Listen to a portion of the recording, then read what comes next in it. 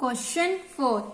Assume a sample of continuous random variable x1, x2, xn where e of xi is equal to mu and variance of xi is equal to sigma square, where sigma square greater than 0. Consider the following estimator: mu cap 1, n is equal to x1 and mu cap 2, n is equal to 1 upon n plus 1 summation I is equal to 1 to n x I. हमारा first क्या है, first part क्या prove करना है कि हमारे जो दोनों mu1 एंड mu2 हैं वो क्या हैं, अनबाइज्ड हैं. So this question is important for 16 marks. सो अनबाइज्ड के लिए क्या करते हैं हम, e of theta cap is equal to theta होना चाहिए. यहाँ पे मैं क्या लेकर चल रही हूँ, bias of mu cap 1, n is equal to E mu cap 1, n minus mu. ये मैंने फॉर्मूला लिया है. ये आपको लर्न करना पड़ेगा कि बाइस का फॉर्मूला क्या होता है. जैसे हमारी डेफिनेशन क्या होती है, E of theta cap is not equal to theta, वो क्या होती है, बाइस की. अनबाइस में क्या होता है, दोनों इक्वल टू होते हैं. अगर आपको अनबाइस की डेफिनेशन नहीं आती है तो डिस्क्रिप्शन में उसका लिंक गिवन है. What is unbiased estimator. Next step में इसकी वैल्यू पुट कर दी. क्या है हमारे पास, म्यू. तो म्यू को क्या लिख सकते हैं, ई ऑफ एक्सएन माइनस म्यू. इसकी वैल्यू क्या है, म्यू. इसकी पूरी की जगह भी आप म्यू लिख सकते हो. Mu minus mu is 0. That means so mu cap n, 1, n is unbiased for every n. सो हमारा जो mu1 है वो क्या आ गया, unbiased for every n. n मतलब नेचुरल नंबर्स. नेचुरल नंबर हमेशा कहां से स्टार्ट होते हैं, 1, 2, 3 अप टू सो ऑन. ऐसे हम mu2 कैप लिए चेक करेंगे. अगर नॉट इक्वल टू 0 आया तो बाइस, अगर इक्वल टू 0 आया तो अनबाइस. सो स्टार्ट करते हैं. यहाँ पे क्या आएगा, E of mu cap 2, n minus mu. यहाँ पे इसकी वैल्यू पुट कर दी 1 upon n plus 1 summation I is equal to 1 to n X I minus mu as it is. ये कांस्टेंट हमें ये बाहर आ गई. इसकी वैल्यू क्या थी, म्यू, यहाँ पे पुट कर दी minus mu as it is. n plus 1 minus 1 आ गया, कॉमन क्या निकल गया हमारा, म्यू. दैट मीन्स ये इसका एलसीएम लिए तो क्या आ गया, -1 अपॉन n प्लस 1 म्यू. ये किसकी इक्वल आ गया, नॉट 0 के. That means so mu cap 2, n is biased for every n. पीछे क्या आया था हमारे पास, ये देखो म्यू1 कैप के लिए क्या आया था, अनबाइस्ड, क्योंकि ये इक्वल टू 0 आ गया था. और mu2 n कैप के लिए क्या आया, not equal to 0. That means biased for every n. Now b part में हमें क्या प्रूफ करना है, are mu1, n cap and mu2, n cap are consistent. Consistent की यहाँ पे डेफिनेशन लगाएंगे. क्या होती है हमारे पास, limit n approaches to infinity p theta cap minus e of theta cap less than equal to variance e epsilon greater than equal to 1 minus variance of theta cap upon epsilon square. ये पूरी definition किसकी है, शेविशेव inequality की. But हमने किसकी use करनी है, consistent estimator. तो कंसिस्टेंट की ओनली दिस होती है, limit n approaches to infinity p theta cap minus theta less than epsilon. अगर इसकी लिमिट ले लेते हैं तो इक्वल टू 1 आ जाती है. तो यहाँ पे ये डेफिनेशन लगाएंगे. आप कंफ्यूज मत होना कि हमने greater than equal to 1 minus variance of theta cap upon epsilon square क्यों नहीं लिया, क्योंकि ये शेविशेव इनइक्वालिटी की है.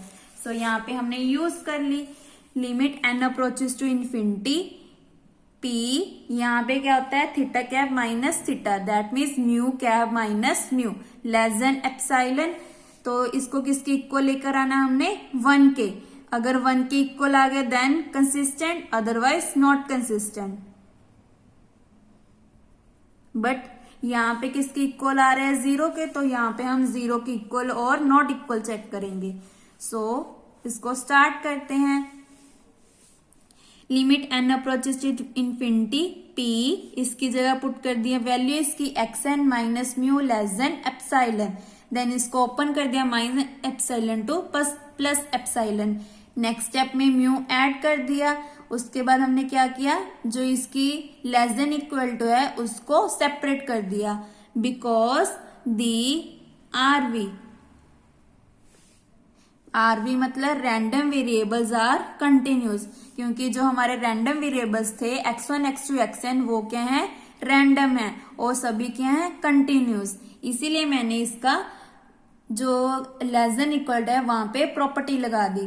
क्या होती थी, पी ऑफ बी पीछे वाला, xn less than equal to mu plus epsilon minus आगे वाला, p of xn less than equal to mu minus epsilon. So ये किसकी प्रॉपर्टी होती है, ई की, सॉरी एफ की। यहाँ पे हमारी एफ वाली प्रॉपर्टी बन गई। एफ की प्रॉपर्टी क्या होती है, पी अगर x less than equal to mu आ जाए देन इसको हम लिख सकते हैं f of mu, capital f of mu. Similarly ये है, यहाँ पे क्या है, p xn less than equal to mu plus epsilon, तो जो यहाँ पे है वो ही अंदर आएगा। तो यहाँ पे क्या है, म्यू प्लस एप्साइलन, तो अंदर क्या आ जाएगा, म्यू प्लस एप्साइलन। सिमिलरली यहाँ पे minus as it is F mu minus epsilon, तो म्यू माइनस एप्साइलन, ये दोनों डिफरेंट टर्म्स हैं तो नॉट इक्वल टू 0। सो ये क्या बन गया, नॉट कंसिस्टेंट, दस mu cap 1 n is not consistent. Similarly mu 2 के लिए चेक करेंगे, यहाँ पे हमने वेरिएंस का फॉर्मूला लगा दिया, वेरिएंस म्यू 2 कैप n, यहाँ पे इसकी वैल्यू पुट कर दी, क्या थी 1/n+1 summation i is equal to 1 to n xi। अगर आपको वेरिएंस की इसकी म्यू 2 की कोई और वैल्यू गिवन है पेपर में तो आपने वो पुट कर देनी है, बस हमारा मेथड क्या होगा, सेम होगा। जैसे वेरिएंस को कांस्टेंट बाहर निकालते हैं तो ऊपर क्या आ जाता है, स्क्वायर। इसका यहाँ पे रीजन देंगे, because variance of ax is equal to a square variance of x, where a is arbitrary constant. So यहाँ पे अंदर क्या आ गया, जो VAR है वेरिएंस वो x पे अप्लाई हो गया, तो यहाँ पे आ गया। ये कांस्टेंट है तो कितनी टाइम्स आ जाएगा, n टाइम्स। इसको क्या लिख सकते हैं, सिग्मा स्क्वायर।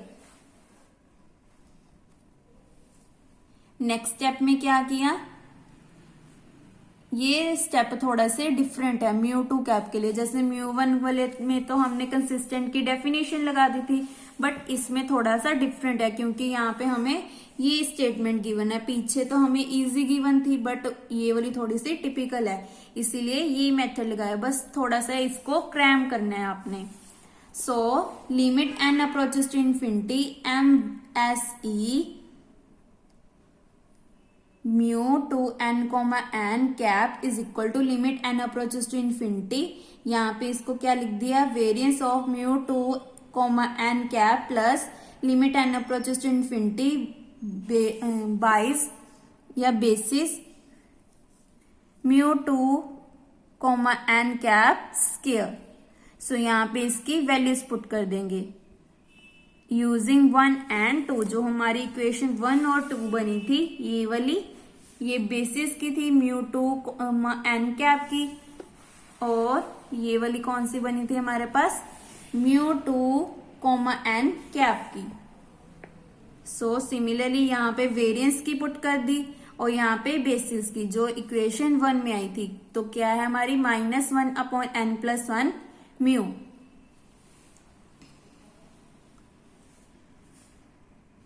इसके ऊपर स्क्वायर भी था तो यहाँ पे स्क्वायर भी लगाएंगे। सो स्क्वायर के साथ ये टर्म बन गई पॉजिटिव और यहाँ पे आ गया ऊपर स्क्वायर।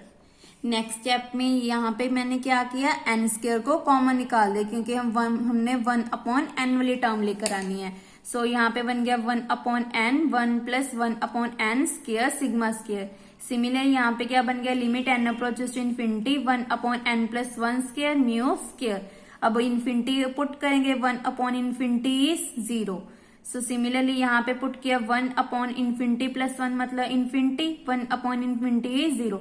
0 + 0 = 0, तो हमारा जो म्यू 2, n कैप है वो क्या बन जाएगा, कंसिस्टेंट एस्टिमेटर। सिमिलरली म्यू 1 क्या था हमारा, नॉट कंसिस्टेंट, क्योंकि नॉट इक्वल टू 0 आया था। सो यहाँ पे हमने लिख दिया। So mu two comma N cap is consistent. C part में क्या है, what do you conclude about the relation between unbiased and consistent estimator. ये क्वेश्चन आपको 2 मार्क्स में भी आ सकता है। व्हाट डू यू कंक्लूड, भी इसका क्या कंक्लूजन आया रिलेशन बिटवीन अनबाइस्ड और कंसिस्टेंट एस्टिमेटर में। तो क्या आया हमारा conclusion, an unbiased estimator is not necessary consistent, कि हमारा जो जरूरी नहीं है कि अनबाइस्ड एस्टिमेटर कंसिस्टेंट होना चाहिए, बट जो कंसिस्टेंट एस्टिमेटर है is also not necessary unbiased, means की नॉट मे और मे नॉट है, कंसिस्टेंट हो भी सकता है नहीं भी हो सकता है, अनबाइस्ड हो भी सकता है नहीं भी हो सकता, मे और मे नॉट वाली कंडीशन बन गई। सो अनबाइस्ड कंसिस्टेंट हो भी सकता है नहीं भी हो सकता, ऐसे कंसिस्टेंट अनबाइस्ड हो भी सकता है नहीं भी हो सकता। तो ये हमारा रिलेशन बन गया, ये आपको 2 मार्क्स में भी आ सकता है। Thank you.